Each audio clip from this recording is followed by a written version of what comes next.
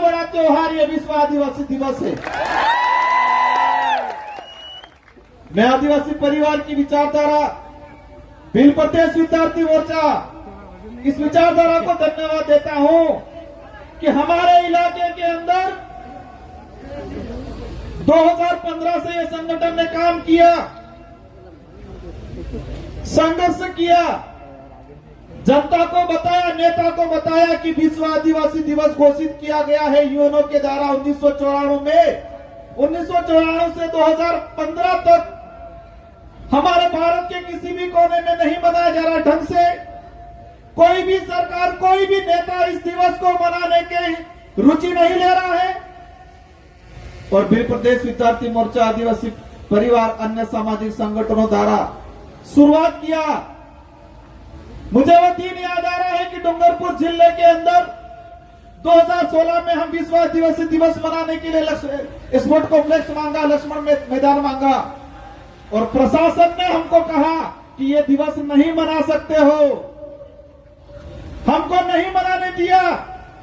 हमने गोकुलपुरा में जाके एक प्राइवेट आदमी की जमीन पे मनाया। सरकार ने कहा कि आप सरकारी किसी भी जमीन पे, किसी भी ग्राउंड में, किसी भी कार्यालय में विश्व आदिवासी नहीं मना सकते हो। 2015 की बात है।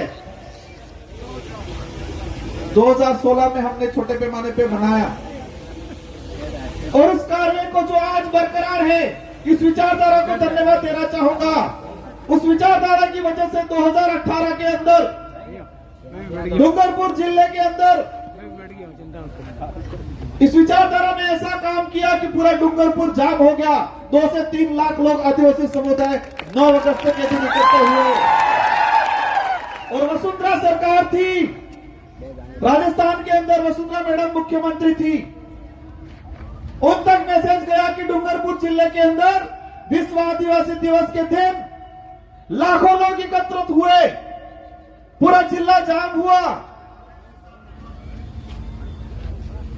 और उसी दौरान वसुंधरा मैडम ने ऐच्छिक अवकाश की घोषणा कर दी पूरे राजस्थान के अंदर विश्व आदिवासी दिवस। मैं इस इतिहास को और इस दिवस के महत्व को इसलिए बता रहा हूं कि हमें पता होना चाहिए कि विश्व आदिवासी दिवस कब बनाया, कब शुरू हुआ, किसकी मेहरबानी है। ये आप सबकी इस विचारधारा की, गोविंद गुरु महाराज की, संत सुरमाल महाराज की, मावजी महाराज की, मामा बालेश्वर की, इस तपोभूमि की, उनके विचारों की मेहरबानी की वजह से आज मनाया जा रहा है। क्योंकि हमारे इलाके में मावजी महाराज ने, गोविंद गुरु महाराज ने, मामा बालेश्वर ने इस समाज को जागृत नहीं किया होता तो हम यूएनओ द्वारा जो घोषित किया है दिवस, उसके बारे में नहीं पता चलता हम लोग। और 2018 के अंदर 84 की जनता ने मुझे जिता के भेजा, सागवाड़ा की जनता ने हमारे राम प्रसाद जी को भेजा, और हम लोग जीत के गए विधानसभा के अंदर। 2019 में हमने अशोक गहलोत जी को कहा कि अगर आप आदिवासी हितैषी हो, यूएनओ द्वारा 1994 में विश्व आदिवासी दिवस घोषित किया गया है, तो आपको राजस्थान के अंदर इसको राजकीय अवकाश घोषित करना पड़ेगा। ये डिमांड रखी हमने। और 2019 के अंदर ही तत्कालीन सरकार ने मजबूरी बनी इनकी, हमने दबाव बनाया, हम 2 विधायक थे, दबाव बनाया और राजकीय अवकाश घोषित हुआ विश्व आदिवासी दिवस। यह उपलब्धि है।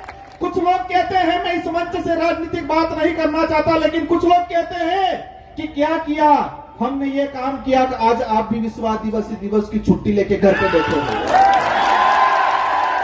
अगर ये विचारधारा नहीं आती तो आज भी हमारे लोगों को, ये दूसरे पार्टी के लोग विश्व आदिवासी दिवस की जानकारी नहीं देते और कभी नहीं मनाते। ये हमारी उपलब्धि है। और उसी बदौलत, इसी वजह से मध्य प्रदेश के, छत्तीसगढ़ के, झारखंड के, महाराष्ट्र के लोगों ने भी सरकार से मांग की और राजस्थान में शुरुआत हुई और सभी जगह विश्व आदिवासी दिवस का राजकीय अवकाश घोषित हुआ है। लेकिन फिर भी तकलीफ है हमें।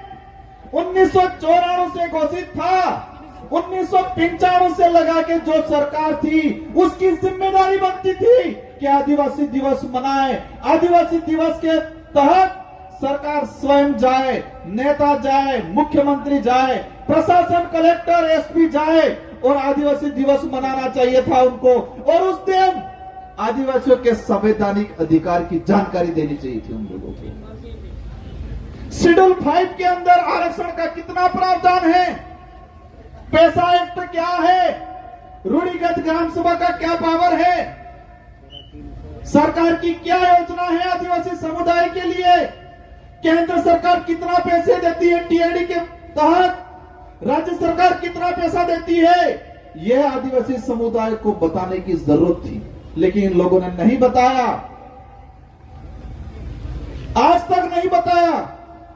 और आज भी दुख की बात है, राजस्थान के अंदर सरकार है भाजपा की, मुख्यमंत्री है, हमारे टीएडी मंत्री बनाए हैं। हमें पता है हमारे एक विधायक की डेथ हुई बात सोलंबर वालों की, हम भी शोक व्यक्त करते हैं, हमें भी तकलीफ है।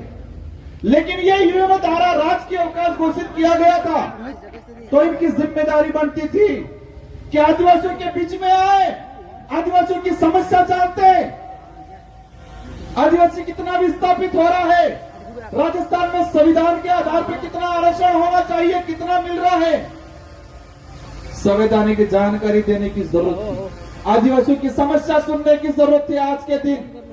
लेकिन आज वर्तमान में जो सरकार में बैठे हैं, एक भी मंत्री संतरी कहीं पर भी विश्व आदिवासी दिवस नहीं मना रहा है और बात करते हैं कि हम आदिवासियों का भला चाहते हैं। कुछ लोग कहते हैं इस इलाके में माहौल बिगड़ गया है, सुना होगा आपने, क्या कहते हैं, इस इलाके में माहौल बिगड़ गया है। मैं कहता हूं बिल्कुल तुम्हारा जो लूटने का तरीका था वो बिगड़ गया, इसको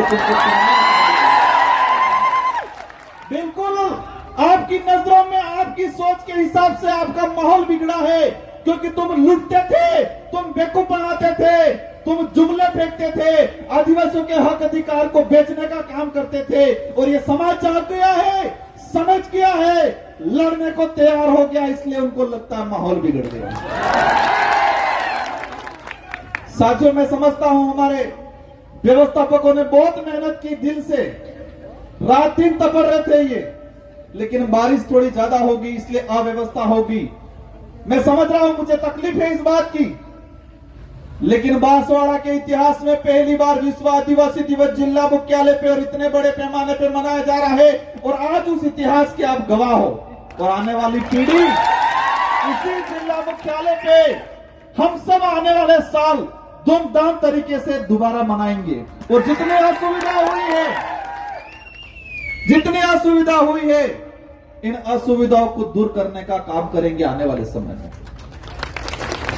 कुछ बड़े नेताओं का, कुछ हमारे समाज का सर्टिफिकेट लगा के नौकरी लग गए, वर्दी पहन ली, व्हाइट ड्रेस पहन ली, वो कहते थे हमको निमंत्रण नहीं आए। मैंने कहा भाई मेरे या किसी की शादी नहीं है कि निमंत्रण भेजेंगे। हमारे पुरखों के संघर्षों की वजह से, हमारे पुरखों